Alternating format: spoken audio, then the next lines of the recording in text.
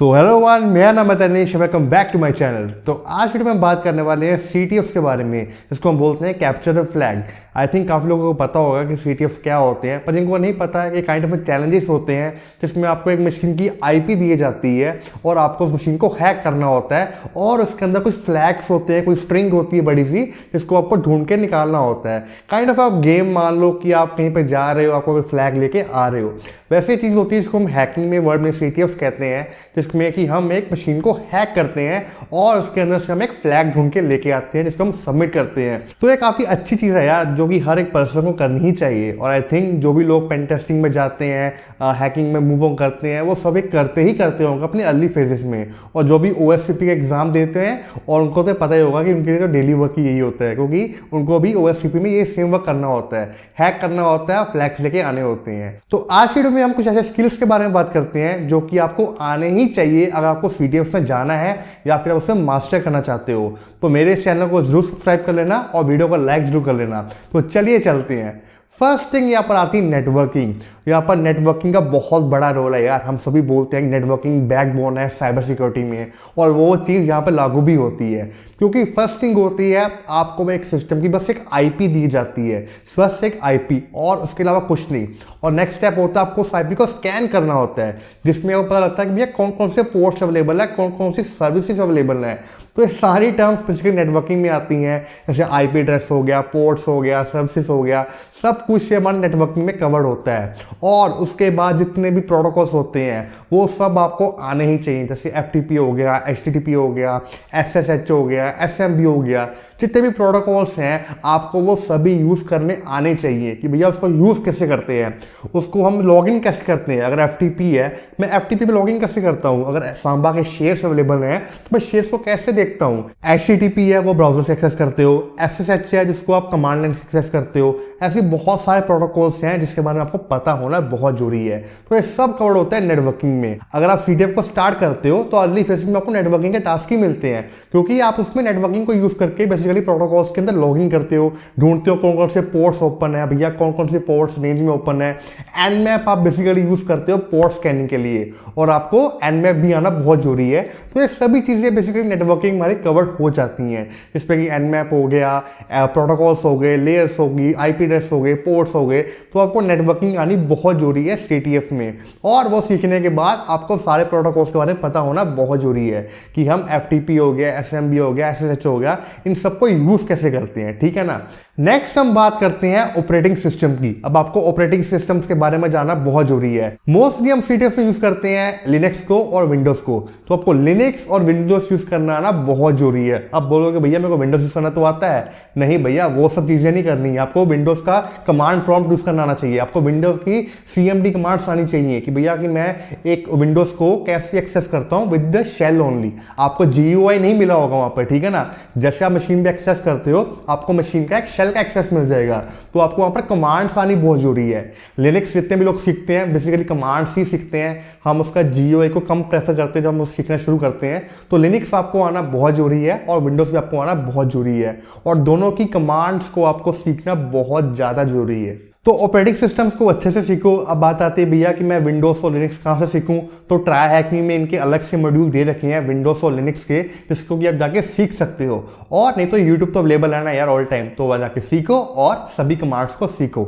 Next thing की मैं बात करते हैं, इसका नाम है वेब अटैक्स। तो आपको वेब अटैक्स आना भी बहुत जरूरी है। अब कई केसेस में, मोस्टली केसेस में आपको एक HTTP का पोर्ट ओपन रहा होगा और आपको वहां पर वेब अटैक परफॉर्म करना होगा एक नॉर्मल यूजर का एक्सेस लेने के लिए। तो उस टाइम भी आपको वेब अटैक्स आने बहुत जरूरी हैं। जितने हमारे वेब अटैक्स हैं जो आपको सारे आने बहुत जरूरी हैं, और जो मेन होते हैं लाइक क्रॉस साइट स्क्रिप्टिंग हो गया, S2 इंजेक्शन हो गया, LFI हो गया, और फाइल अपलोड वल्नरेबिलिटी हो गई, ये सब आपको आने बहुत जरूरी है। अब बात आती है भैया वेब अटैक्स कहाँ से सीखें, तो पोर्ट सिक्योर की फ्री एकेडमी है यार, वहाँ जाके मस्त सीखो। वहाँ पर बिल्कुल रियल वर्ल्ड सिनेरियो दे रखे हैं, आपको लैब फ्री के दे रखी हैं, आपको कोई पैसा पे करने की जरूरत नहीं पड़ेगी। तो वहाँ से जाके आप अपनी वेब अटैक्स सीख सकते हो, और वो आपके इंटरव्यू में भी काम आएंगे। तो वेब अटैक्स सीखना मत भूलना। अब नेक्स्ट स्टेप की बात करते हैं, इसका नाम है इंफॉर्मेशन गैदरिंग और रिकॉनेसेंस। तो आपको इंफॉर्मेशन गैदरिंग करना है बहुत जरूरी है। अब CTF में मोस्टली आप एक एग्जिस्टिंग एग्जिस्टिंग वल्नरेबिलिटी को एक्सप्लॉइट करते हो। तो CTF में आपका एक मेन मकसद होता है कि आपको ढूंढना है कि भैया कौन सी चीज़ वल्नरेबल है, कौन सी चीज़ है जिसको हम एक्सप्लॉइट कर सकते हैं। अब उन सब का डेटा आपको ऑनलाइन मिल जाएगा। फर्स्ट थिंग होता है आपको भैया इन्फॉर्मेशन गैदरिंग करना। फॉर एग्जाम्पल अगर HTTP का पोर्ट ओपन है तो आपको ढूंढना है भैया कि वो कौन सा सर्वर यूज़ कर रहा है, कौन सी उसमें एप्लीकेशन होस्टेड है, क्या वो कोई फ्रेमवर्क यूज़ कर रही है, क्या वो जूमला यूज़ कर रही है, क्या वो ड्रूपल यूज़ कर रही है, क्या कोई सर्वर है अपाचे का जो कि बहुत पुराना है। तो आपको ये सब चीज़ें ढूंढनी है। नेक्स्ट थिंग होती है आपको उस वर्जन का, जो अगर आपको मिल गया कि भैया अपाचे का एक अर्ली फेजेस का वर्जन यूज़ कर रहा है, आपको फिर उस वर्जन का एक्सप्लॉइट ढूंढना है। तो यहाँ पर आपकी इंफॉर्मेशन गैदरिंग की स्किल्स बहुत इंपॉर्टेंट है। अब मैं HTTP के बाहर बात करूँ, फॉर एग्जाम्पल आपको FTP का पोर्ट ओपन मिल गया। अब नेक्स्ट थिंग थी आपने भैया उसमें थोड़ा और रिसर्च किया, आपने उसमें Nmap पे एक और स्कैन रन किया, वर्जनिंग का स्कैन रन किया, जिसमें कि आपको FTP का एक वर्जन मिल गया जो कि वल्नरेबल था। अब आपको वही ऑनलाइन उसका एक्सप्लॉइट ढूंढना है और उसको एक्सप्लॉइट करना है। तो आपको इन्फॉर्मेशन गैदरिंग स्किल्स आपको इसमें बहुत ज़्यादा जरूरी है। आपको भैया देखना है भैया कौन कौन से पोर्ट्स ओपन है, उन पोर्ट्स में कौन कौन सा वर्जन है, बेसिकली वो पोर्ट्स की सर्विसेज हैं वो कौन सा वर्जन यूज़ कर रही है। अगर HTTP की वेबसाइट है आपको उस पर ढूंढना है भैया क्या वो फ्रेमवर्क यूज़ कर रही है, क्या वो कोई पर्टिकुलर एक सर्वर यूज़ कर रही है। तो ये सब कवर होता है आपकी इंफॉर्मेशन गैदरिंग पे। आप कितना एक वेबसाइट के ऊपर, कितना एक सर्विस के ऊपर इंफॉर्मेशन गैदर कर सकते हो। और नेक्स्ट स्टेप तो सिंपल होता है यार, CTF में बेसिकली आपको वो जो चीज आपको मिल जाती है आपको उसके बिहाफ पे एक्सप्लॉइट ढूंढना होता है, फिर आपको उसको एक्सप्लॉइट करना रहता है। तो इंफॉर्मेशन गैदरिंग करना बहुत जरूरी होता है। नेक्स्ट हम बात यहाँ पर करते हैं प्रिविलेज एस्केलेशन के बारे में। और जो स्टेप्स की मैंने बात की वो सब आपको एक्सेस देंगे नॉर्मल यूजर की तरफ से। अब हर एक सिस्टम में दो तरह के यूजर होते हैं, एक होता है नॉर्मल यूजर, एक होता है एडमिन यूजर या फिर इसको हम रूट यूजर बोलते हैं लिनक्स के एनवायरनमेंट में। तो रूट यूजर सबसे टॉप का यूजर होता है जिसकी मदद से आपको कुछ भी एक्सेस कर सकते हो। तो CTF में बेसिकली आपको दो फ्लैग्स ढूंढ के लाने पड़ते हैं, एक होता है नॉर्मल यूजर का, एक होता है रूट यूजर का। तो नॉर्मल यूजर का फ्लैग आपको मिल जाएगा, जो भी मैंने टर्म्स की पहले बात की कि आप अर्ली फेजेस में कैसे आप सिस्टम में एक्सेस ले सकते हो, चाहे वो इंफॉर्मेशन गैदरिंग से हो, चाहे वो वेब एक्सप्लॉयटेशन से हो, चाहे किसी भी तरीके से हो, आपको एक नॉर्मल यूजर का एक्सेस लेना है और फिर आपको वहां पर एक फ्लैग ढूंढ के लेके आना है। अब जैसे आप नॉर्मल यूजर का एक्सेस ले लेते हो, नेक्स्ट थिंग होती है आपको अपना प्रिविलेज को एस्केलेट करना होता है, आपको रूट यूजर में जाना होता है। तो उसके लिए भी आपको प्रिविलेज एस्केलेशन आना बहुत जरूरी है।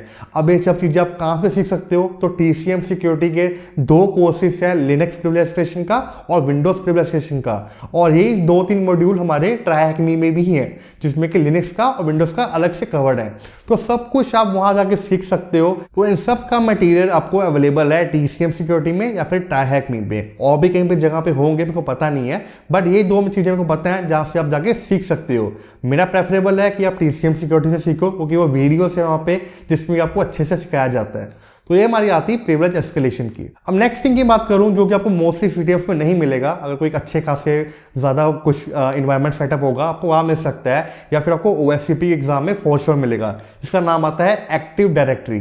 तो आपको एक्टिव डायरेक्टरी आना भी बहुत जरूरी होता है क्योंकि ये रेड टीमिंग में बहुत यूज होता है, आपकी सर्टिफिकेशन में हो गया, आपको ये हर जगह मिलेगा और हमारे ये मॉडर्न एनवायरनमेंट में आपको काफ़ी मिलता है। तो आपको एक्टिव डायरेक्टरी आना भी बहुत जरूरी है कि हम उसको कैसे एक्सप्लॉइट करते हैं, लेटरल मूवमेंट वगैरह सब चीज़ें आपको वहाँ पर आनी चाहिए। अब एक्टिव डायरेक्टरी को आप कहाँ से सीख सकते हो?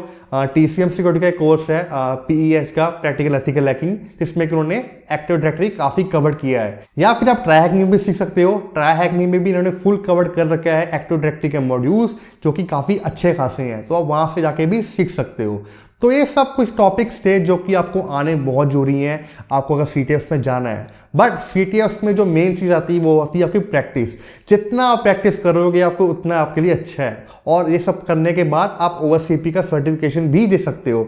और अगर आप CTF में पार्टिसिपेट करते हो, CTF के इवेंट्स भी होते हैं और उनके प्राइजेस भी होते हैं, तो अगर आपको CTF अच्छे से खेलना आता है तो आप वहाँ पर विन भी कर सकते हो और आप OSCP का फ्री में सर्टिफिकेशन कर सकते हो। क्योंकि मोस्टली CTF के जो प्राइजेस होते हैं उनका फर्स्ट प्राइज OSCP होता है या फिर आपको कुछ मॉड्यूल्स के फ्री एक्सेस दिए जाते हैं। बट अगर आपको CTF अच्छे से खेलना आता है तो आप OSCP का एग्जाम फ्री में भी दे सकते हो।